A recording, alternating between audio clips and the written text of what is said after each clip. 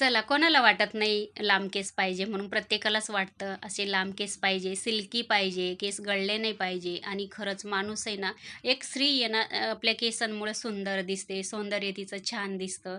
बघा, छोट्या केसांमध्ये आणि मोठ्या केसांमध्ये खूप फरक असतो. आता चला, मी काय रेमेडी ट्राय करत असते मी तुम्हाला सांगत असते. आता माझ्या मुलीचे पण केस खूप लांब आहे आणि माझे पण आहे, नाहीपेक्षा थोडे लांबच आहे. आणि मी ना काही करत असते केसांसाठी. आता तुम्हाला खूप व्हिडिओमधून मी सांगत आलेली आहे का मी आजपर्यंत केसांना काहीच लावलेलं नाही, म्हणजे काळी मेहंदी लावलेली नाही का दुसरी साधी मेहंदी लावलेली नाही, काहीच लावलेलं नाही. मी फक्त केसांना तेल लावत असते. आणि काय रेमेडी करते मी ते सांगते तुम्हाला. आता रात्री ना मला आहे ना, मी थोडंसं तेल घेतलं, जेवढं आपल्याला केसांना लावायचं तेवढं तेल घेतलं. त्याच्यानंतर 1 चमचा मेथी दाणे घातले त्याच्यामध्ये, ते 1-2 मिनटं उकळून घेतलं आणि ते रात्री मी केसांना तेल लावलेलं आहे.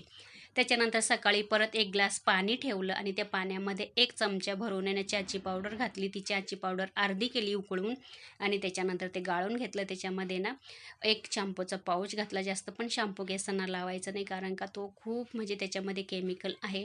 आपल्याला फक्त तेल निघालं पाहिजे. त्याच्यानंतर मग त्याने आहे ना मी केस धुतलेले आहे. तुम्ही केस इथं बघू शकता, एवढे छान होतात, सिल्की होतात, लांब पण होतात, काळेभोर पण राहतात. आणि मेथी दाण्यामुळे काय होतं माहिती का, केस गळती खूप कमी होते.